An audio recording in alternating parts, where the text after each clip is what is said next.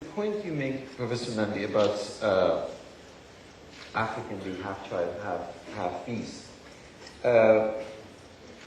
We have a museum of natural history in New York, Museum of Natural History, that when you go there, there are these glass cages in which you have all kinds of animals, elephants, buffalo, etc.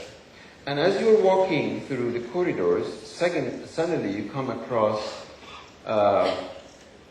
Eskimos. You come across Native Americans. You come across... are these signals to us? Are we doing something in Auckland?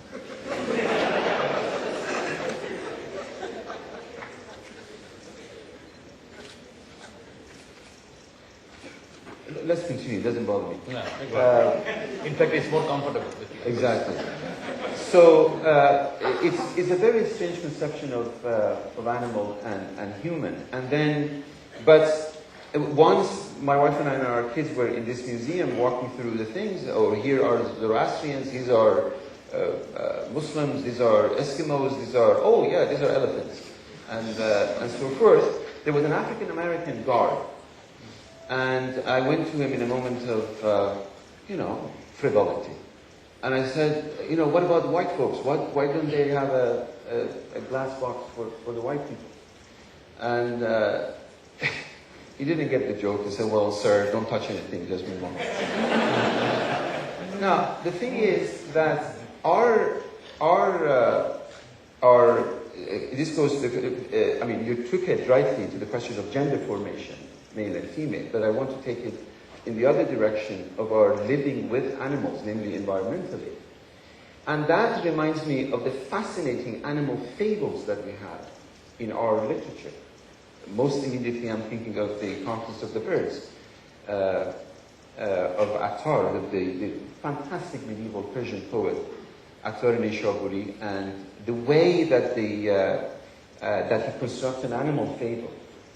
And animals assume certain allegorical significance for his poetry, for him to reconceive human attributes. One of the concepts that, as Professor Gopal said, our students have asked us to talk about, state, culture, and human imagination, is the conception of human. What exactly is this human? Because not in the conception, European Renaissance conception of human, not all humans are human, are equally human. There's a fantastic moment in Gramsci's Prison Notes. Imagine him, he's sitting in prisons of Mussolini and he's writing this. He says, why is it that Immanuel Kant says, behave in a manner as if your behavior is norm for the entire humanity? How can he say that? Then he asks, can I, as an Italian from the southern part of Italy, can I also say the same thing that Immanuel Kant says in Foundations in the Metaphysics of Morals? And his conclusion is that Kant has achieved a level of cosmopolitan consciousness that he can assume the audacity to say, behave in a manner as if your behavior would be norm for the rest of humanity, that others have not achieved that status. That brings me to the conception of human imagination. The conception of human, when the humanism was being defined as a category, you and I were not party into that conversation. What exactly posits and constitutes humanity and humanism?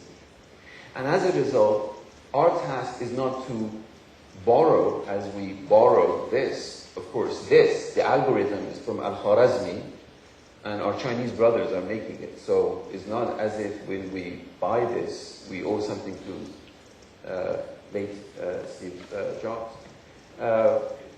So there's a globality to it. But nevertheless, the imaginary geography that we call East and West has glossed over any number of other imaginary geographies that I think Gramsci is thinking about. from in Mezzogiorno. And a critical task for us now is to retrieve those imaginative geographies. I mean, apropos the question of Iran and India, the notion of looking at Iran and India as two entities is a post-colonial proposition. There was an imaginative geography in which Iran and India were not two separate entities. Persian was Indian, for 700 years was an Indian language. Historiography was conceived here. And if you want to nationalize historiography, then you have to cross over boundaries. So first and foremost, as for example, Professor Sanjay Subramaniam is doing a fantastic work in reimagining Indian Ocean as a site of historical imagination.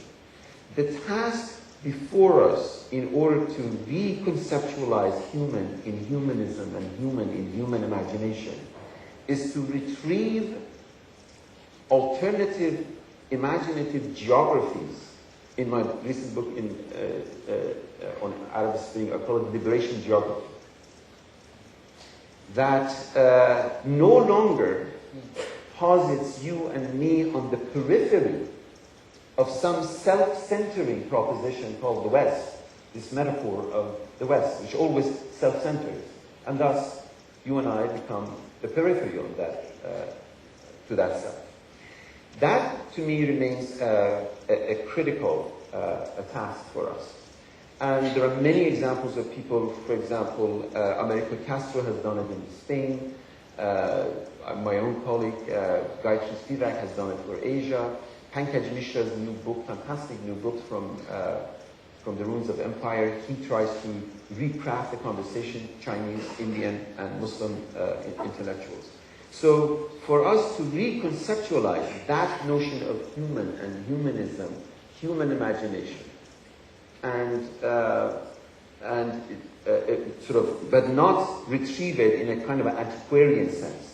Retrieve it as a tools of reconceptualized conception of humanity today, which includes death, birth, growth, and death, for our contemporaries. But humanism, I presume, you will accept is not humanness necessarily, because it can also ultimately end up in homocentrism. And homocentrism in today's world can be a dangerous pastime, because I think the entire environmental crisis is built on it, particularly given a cultural emphasis on certain kinds of avoidance of long-term consequences, because in the long term, as John Maynard Keynes said, we are all dead. And if you are trying to build a human society, or by aggregating self-interest, then why should you think of tomorrow? This American beat, once, I forget his name, said, when he was asked, what do you think of the future? He did say that, why should I think of the future? What has the future done for me? and that's the kind of, that's rationality, that's reason, that's progress. And one of the reasons we try to exile death and suffering completely is this, that we are now convinced that there is nothing beyond us. And we have no reason, no rational reason. There may be ethical reason, but not a rational